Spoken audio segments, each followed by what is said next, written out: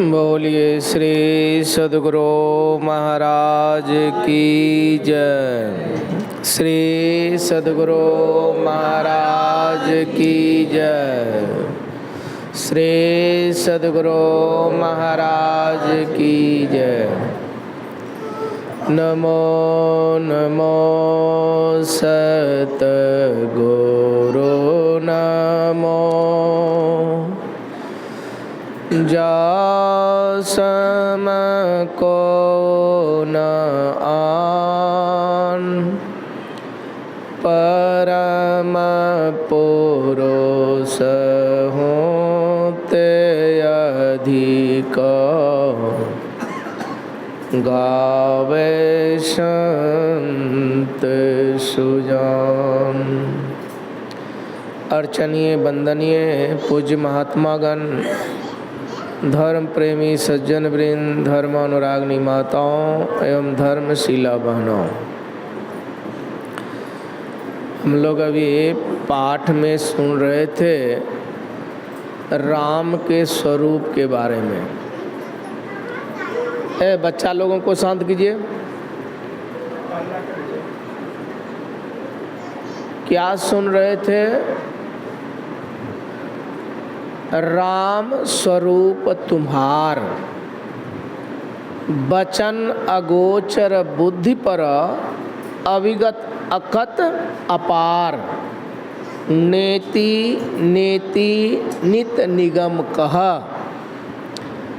हे राम, तुम्हारा स्वरूप अपार है, अगम है, जिसका कोई गम ही नहीं है, और अपार, जिसका कोई आर पार ही नहीं है। और अभी हम सुन रहे थे कि नेति नेति नित निगम कहा। वह नित प्रतिदिन, उसका अंत नहीं है, अंत नहीं है, अंत नहीं है। राम स्वरूपतः शरीर से, शरीर रूप नर रूप में वह उसके सामने खड़ा है। और वाल्मीकि मुनि कह रहे हैं कि हे राम, तुम्हारे स्वरूप अपार है, बुद्धि से बाहर है, मन इंद्रियों के पकड़ से बाहर है। हे राम, तुम्हारा अंत नहीं है, अंत नहीं है, अंत नहीं है। कोई ऐसा रूप हो सकता है क्या? कोई रूप? भगवान विष्णु ने जब नारद जी को विराट रूप दिखाया और जब देख रहे थे, उसको लेके जाइए आप, बच्चा तो कहते हैं कि हे नारद, जो हमारी रूप को देख रहे हो, यह मेरा माया है, हमारा माया है। हमारा वास्तविक रूप को देखना चाहते हो तो तुमको इससे आगे जाना पड़ेगा, आगे जाना पड़ेगा।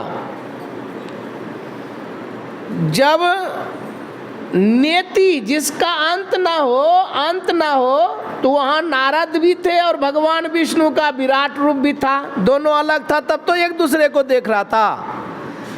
सीरियल देख रहे हैं और देखने वाले भी अलग हैं, तब तो देख रहे हैं, तब तो आनंद आ रहे हैं, मजा आ रहे हैं। लेकिन वही बात है, भगवान कृष्ण ने भी जब अर्जुन को विराट रूप दिखाया, भगवान शिव ने भी भगवान राम को जब विराट रूप दिखाया, तो कहते हैं कि लक्ष्मण तो बेहोश हो गए थे, लेकिन भगवान राम घुटना बल टेक दिए थे, घुटना टेक दिए थे उसके शिव जी के विराट रूप को देखने के लिए। लेकिन यहाँ वाल्मीकि मुनि कह रहे हैं, किस राम के बारे में कह रहे हैं? राम का रूप के बारे में नहीं कह रहे हैं, राम का स्वरूप जो आत्म रूप है। जैसे प्रभु जी जिमी गगन रहाई, परमाराध संत सदगुरु महाराज कहते हैं प्रभु जी जिमी गगन रहाई। जैसे आकाश सर्वव्यापक है, आकाश से कोई स्थान खाली है क्या? सब में है, घर में भी है, घर के बाहर भी है, घट के अंदर भी आकाश है, पट के अंदर भी आकाश है। वह आकाश सर्वव्यापक है। लेकिन ये सारे घरों को, कितना घर को भरा है, ये संसार में कितना घर है कोई गिन के बता सकते हैं क्या? लेकिन सभी घर के अंदर खाली पड़ा है, और वह सब घर को भर करके घर से कितना बाहर है इसका कोई बखान कर सकते हैं? आकाश का अंत कर सकते हैं? और ये परमात्मा कैसा है? हम लोग डेली कहते हैं सिद्धांत में, जो परम तत्व है, आदि अंत रहित है, असीम अजन्मा अगोचर है, सर्वव्यापक है, सर्वव्यापकता के भी परे हैं, उसे ही सर्वव्यापक कहते हैं। सर्वव्यापक कहते हैं, वही सर्वव्यापक है। वह जड़ में भी है, वह चेतन में भी है, अपरा और परा में दोनों जगह वह व्यापक है। वह सगुण में भी है और वह निर्गुण में भी है। आप लोगों से एक बात पूछते हैं, जब सगुण ससीम है, ससीम है, सीमा के रहित में ससुन है, तो निर्गुण क्या है? आप लोग पुराने से पुराने सत्संगी हैं, हम पूछ रहे हैं कि जब सगुण ससीम है तो निर्गुण क्या है?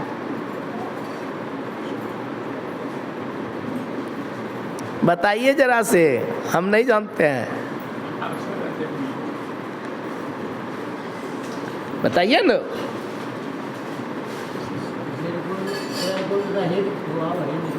निर्गुण क्या है हम ये पूछ रहे हैं।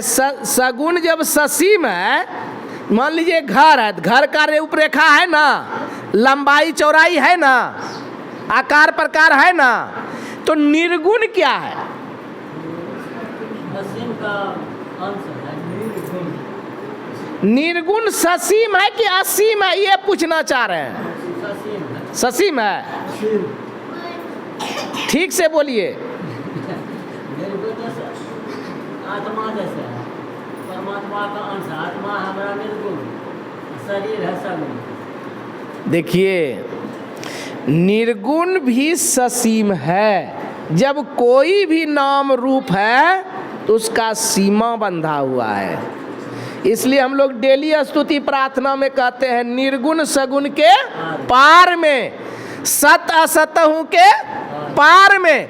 वह निर्गुण भी क्षेत्र है सत, लेकिन निर्गुण का क्षेत्र है। लेकिन सगुण का भी क्षेत्र है। सगुण को क्षर पुरुष कहा गया और निर्गुण को अक्षर पुरुष कहा गया, और ये दोनों के जो परे हैं उसको पुरुषोत्तम कहा गया। इसलिए कबीर बाबा ने कहा, गप मत कीजिए, सरगुण की सेवा करो, निर्गुण का करो ज्ञान, और निर्गुण सगुण के परे तहाँ हमारा ध्यान, हमारा ख्याल ये दोनों के परे होना चाहिए। वाल्मीकि मुनि का यही ज्ञान है। वो नर रूप राम में सगुण की सेवा कर रहा है, लेकिन जब कहने की बारी आया तो वह निर्गुण और सगुण के परे आत्म स्वरूप का वर्णन कर रहा है। तब न कह रहा है कि मोही पूछूं कि रहूं कहाँ, मैं पूछत सकुचाऊं, और जहां न हो तहां दे ही बताऊं, तब बताऊं ठाऊं। हे राम आप कहाँ नहीं है, कहने का तात्पर्य क्या है?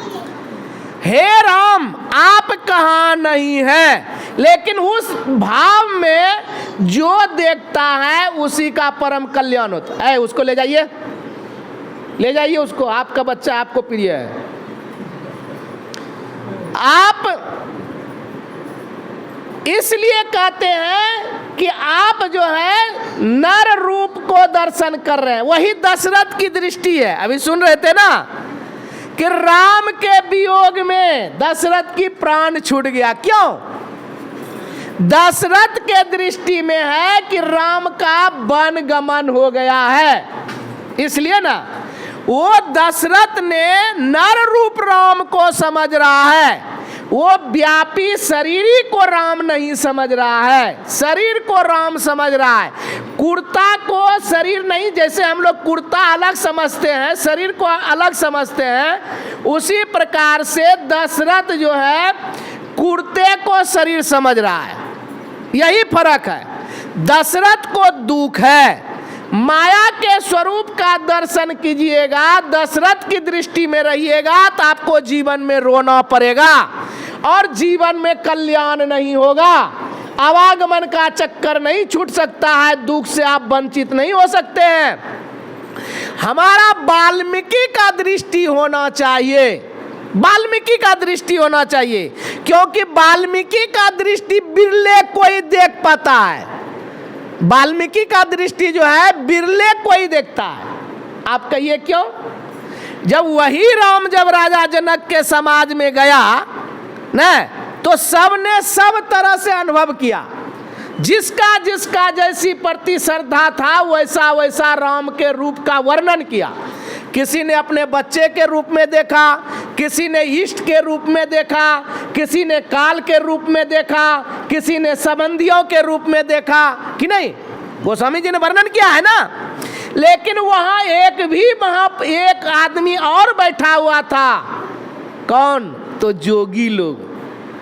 तो जोगी लोग की दृष्टि के बारे में वर्णन किया। जोगी ही परम तत्व रूप भाषा, एकमात्र जोगियों ने ही उसका परम तत्व रूप को देखा, जिस रूप को देखने के लिए भगवान वेद भगवान कह रहे हैं ओम युंजानः प्रथम मनस्तत्वाय सविताधियम अग्नेर ज्योतिर्निश्चाय पृथिव्याद्याभरत। कह रहे कि हे मनुष्यों, जगत प्रसव करता ईश्वर के तत्व ज्ञान को प्राप्त करो। तत्व ज्ञान जिसमें आपको कोई ज्ञान वंचित नहीं होगा, भ्रम नहीं होगा, उत्पादन नहीं होगा। यह ज्ञान ब्रह्मा को भी नहीं है, यह ज्ञान विष्णु को भी नहीं है, यह ज्ञान शिव को भी नहीं है। इसलिए तभी कह सुन रहे थे, जग पेखन तुम्हें देखन हारे, विधि हरिहर शंभु न चावन हारे, तेऊ न जानम मरम तुम्हारा और को जानन हारा। और उसको जानने वाला कौन है? जब ये ब्रह्मा विष्णु महेश भी नहीं अधिकारी हैं तो और कौन होगा? नीचे की चौपाई में सुन रहे थे ना, तुम ही जानत तुम ही तुम्हारा ही कृपा तुम्हारा ही रघुनंदन भगत उर उर चंदन। कहते हे राम, तुम जिसको जना देते हो वही जानता है, बाकी कोई नहीं जानता है। और इसका मतलब है कि ब्रह्मा भी अधिकारी नहीं है, विष्णु भी अधिकारी नहीं है, उसका पात्र है ये नहीं है। मैं नहीं कह रहा हूं, वाल्मीकि मुनि कह रहा है। अब जब जानते हैं कि यही रामचरितमानस में वर्णन है कि वही राम भगवान विष्णु का अवतार है कि नहीं, सभी देवताओं ने मिल करके खोज करने के लिए गया था तो विष्णु भगवान को खोज करने के लिए गया था कि नहीं, लेकिन गया था वही विष्णु है। सब जगह विष्णु का प्रकट हुआ है ना। एक कहीं विष्णु का प्रकट का भाव नहीं है। बाल्यावस्था में ले लीजिए, जन्म उत्सव में ले लीजिए, और कहीं उत्सव में ले लीजिए, सारी देवी देवता आए हैं लेकिन विष्णु नहीं आए हैं। लेकिन एक जगह शादी के स्थान में विष्णु आया है। जब सामर्थ्यवान हो जाता है तो वह कुछ भी कर देगा कि नहीं। गुरु महाराज का ही प्रसंग है। अब ये कोई मंगल का दिन था, यह मिर्चाई बारी में भी गुरु महाराज का प्रोग्राम था और गामी टोला में भी प्रोग्राम था, और दोनों एक के टाइम। कहा गुरु महाराज ने दोनों एक के टाइम दे दिया है तो कहाँ सत्संग करेगा, कहीं एक के जगह सत्संग करेगा। और दोनों जगह गुरु महाराज से एक आदमी ने साइकिल से कभी गामी टोला आवे और कभी मिर्चाई बारी जावे, जाते आते थक गया। गामी टोला में भी गुरु महाराज प्रवचन कर रहे, वही पाठ, वही विषय और वही रूप, वही वर्णन, और वो गामी टोला में भी वही बोल रहे हैं और वहां मिर्चाई बारी में भी वही बोल रहे हैं। ये मन ग्रंथ नहीं है, ये घटना है, सही बात है। अब बताइए, तो जो शरीर के सिद्धियों को प्राप्त कर लेता है, अनिमा गनिमा लघुमा प्राप्ति शीत उसेंत 8 सिद्धियां होती है। 8 सिद्धियों में भी ऐसे 5 चक्र जो साधक खोल लेते हैं, जागृत कर लेते हैं 5वां चक्र को, आकाश चक्र होता है, वह कहीं कितनों भी रूप बना सकता है। रावण ने भी रूप बनाता था, जैसा चाहता था वैसा बना लेता था। विभीषण ने भी रूप बना लेता था। तो भगवान विष्णु के लिए रूप बनाना कोई बड़ी बात नहीं है। लेकिन यहाँ कह रहे हैं कि तुम ब्रह्मा को तो नचा रहे हो, ठीक बात है ना। कोई दमंग आदमी रहता है तो सबको नचा देता है, लेकिन विष्णु को नचा रहे हैं, ये कौन बड़ी बात है जब विष्णु ही राम है। तो कहने का भाव यहाँ क्या है कि ये माया रूपी रूप जो है, शरीर रूपी जो रूप है, ये शरीर कभी किसी को जानता नहीं है। ये चेतन आत्मा जो है, शरीरी जो है, ये सबको नचाता है, सबको उथल पुथल कर देता है, लेकिन ये चेतन आत्मा को कोई जड़ और इंद्रियों उथल पुथल नहीं कर सकता है, इसको नहीं जना सकता है। इसलिए वो चेतन आत्मा को माया नहीं जान सकती है, और माया को ये चेतन आत्मा जो है ये नचाते हैं। चाहे वह राम के रूप में है, चाहे कृष्ण के रूप में है, चाहे काली के रूप में है, चाहे सदगुरु के रूप में है, लेकिन चेतन आत्मा सर्वव्यापी है। इसलिए गुरु महाराज ने कहा 2 भुज, चतुर्भुज अथवा अष्टभुज, अनंत सकल तेज पुंज। जो जितना भी तेज पुंज देख रहे हो, चाहे विराट रूप हो जाए, चाहे देवी का रूप हो जाए, चाहे अनंत भुजा वाला हो जाए, अनंत सिर वाला हो जाए, ये सब मायामय है। इसलिए गुरु महाराज कहते हैं मेघा मनसो जेते दर्शन, मेघा मनसो जेते परसन, दिव्य दृष्टि का हुजो दर्शन, दिव्य अंग का हुजो परसन, यह सब मायामय दर्शन परसन। ये दरस परस हाय नहीं सत जन, ऐसा आप रूप नहीं कर सकते हैं जब तक साधक। इसलिए गुरु महाराज ने कहा तहां जाओ जहां प्रगट मिले वे, तब जानो स्नेह, स्नेह बिना नहीं भक्ति होती, कर लो सच्चा ने।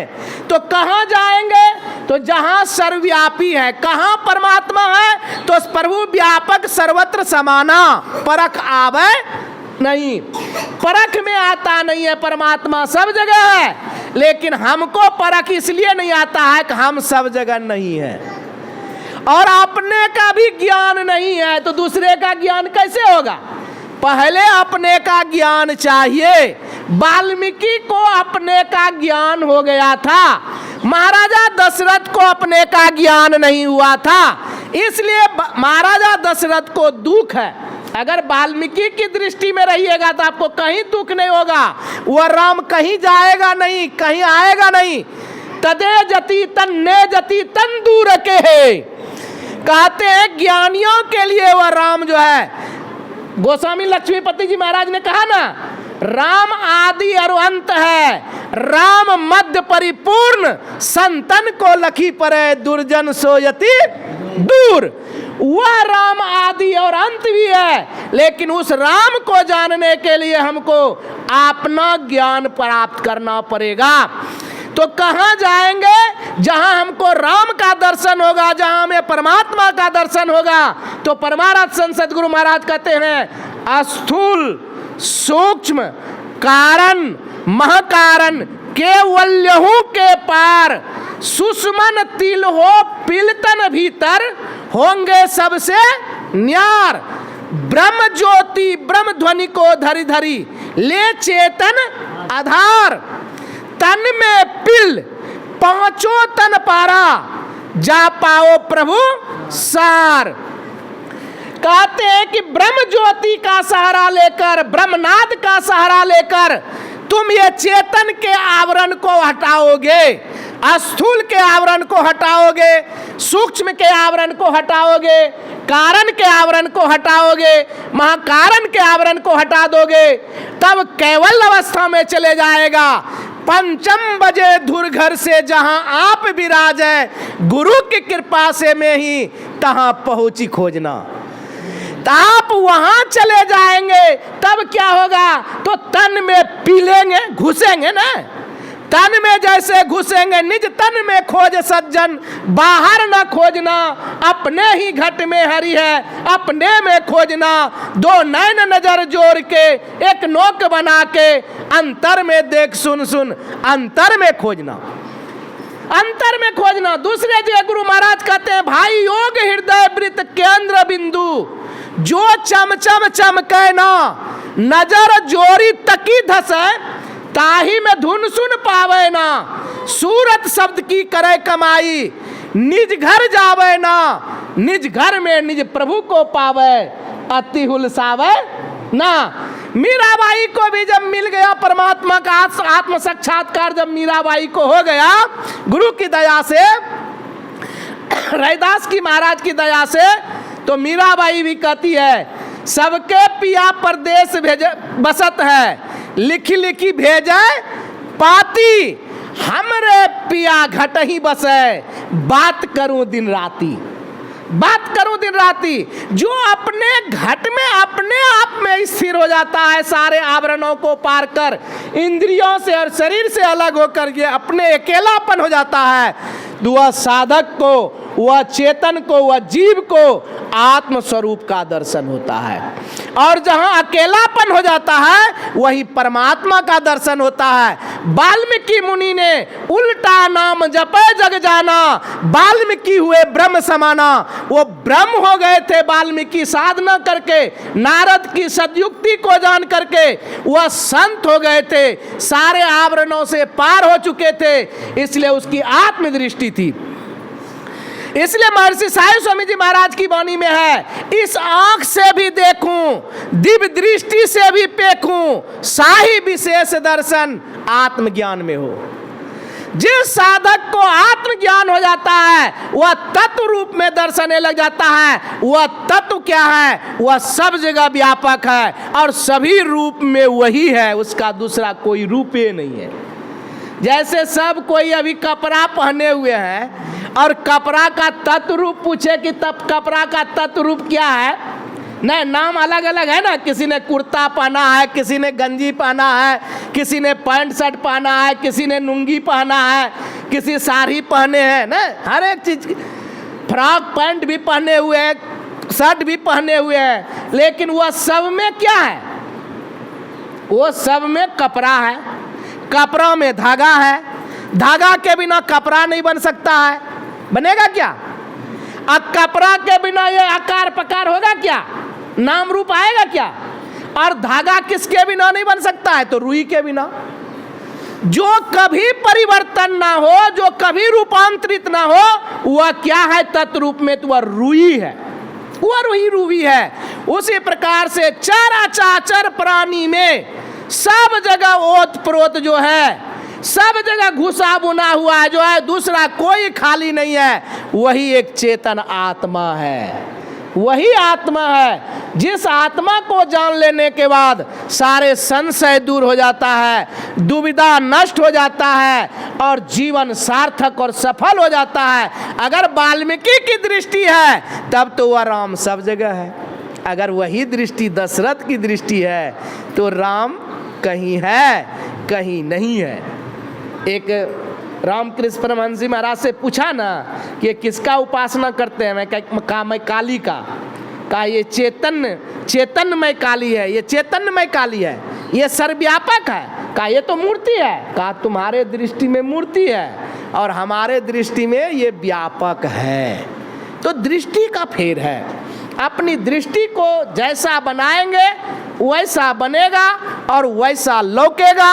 इसलिए वाल्मीकि मुनि कह रहे हैं कि हे राम तुम्हारा अंत नहीं है, अंत नहीं है, अंत नहीं है, अंत नहीं है, आदि आदि बातें ऐसा वर्णन किया है।